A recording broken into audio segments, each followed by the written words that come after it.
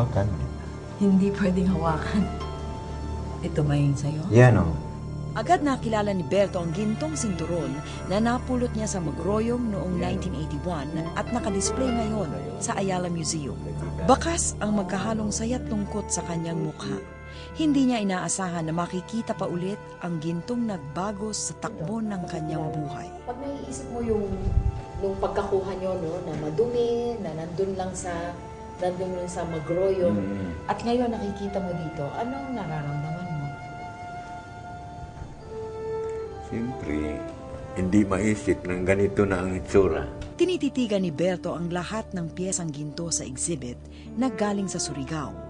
Ang mga adornong natatandaan niya, mabilis itinuturo. Mga hikaw? Una kong nakuha yung sinturon. So, kinuha ko yung sinturon, nilinisan ko, nilagyan ko ng yung muriatic acid yun sa battery solution. So, napunasan na. Parang kinukat ko sa hawa ko.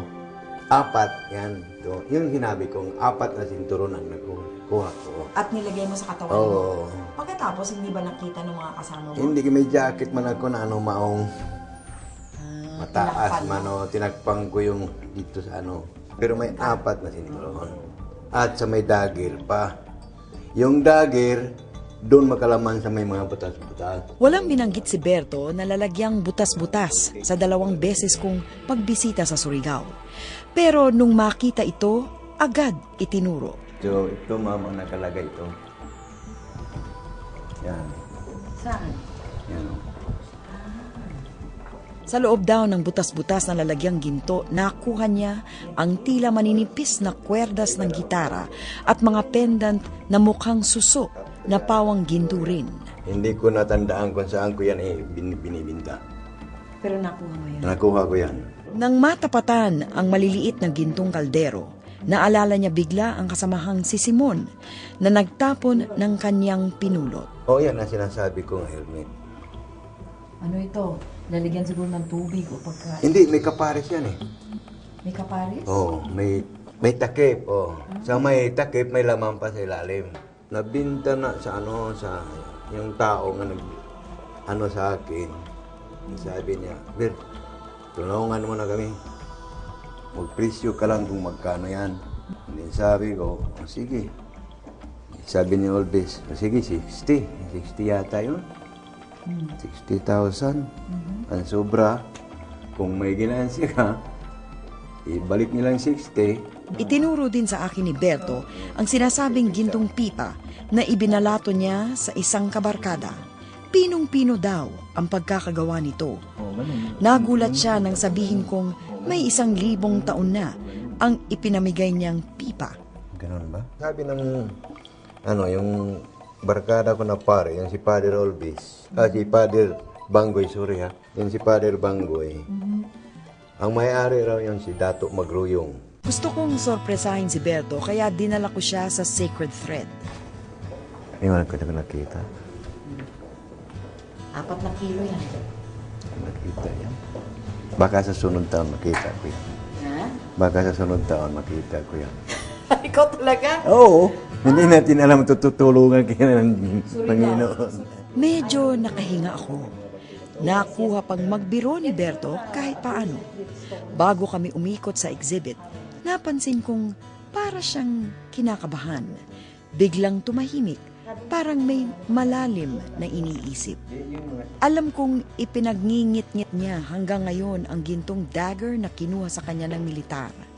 May ipinakita ako sa kanyang dagger. Ito. Iba naman, ma'am. Ito na style, hindi dagger yan. Kasi yung dagger, may ano pa diyan. Oo.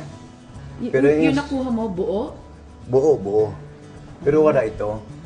Yung dinrawing ko sa ganon. Sa aming pag-iinspeksyon, wala ni isang piraso ng gintong na-hold up kay Berto nang sila'y looban ang nasa exhibit na ito.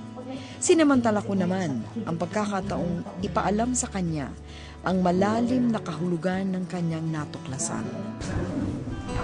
Tingnan natin. Ito ang kasaysayan natin. Napakayaman ng kasaysayan natin.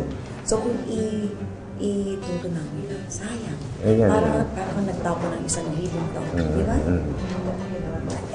Makakabili ka ng ginto ngayon. Basta may pera ka. Oo, may Pero halatang nabigla at napag-isip si Berto sa nakita sa museo. Nanghihinayang siya sa nangyari sa ginto, pero nagpapasalamat pa rin dahil kahit papaano, umangat naman daw ang kanilang pamumuhay. Halatang lubos-lubusan din ang interes ni Berto sa gintong display na kanyang namalas. Bago kami naghiwalay noong gabing iyon, ipinakita rin namin sa kanya ang mga litrato ng gold collection naman ng Bangko Sentral. Nakilala niya sa mga larawan ang isa sa mga napulot niya, ang pinakamalaking gintong sinturon at kamagi necklace. Ang mahabang kwintas ay ibinenta daw ni Father Olvis ng 600,000 pesos nang hindi niya alam. Bago bumalik na Butuan, may iniwang pangako sa amin si Berto.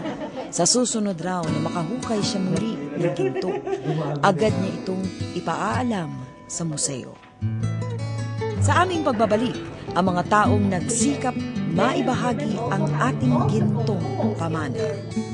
What was long a dream has become a reality. This collection of archaeological gold is significant.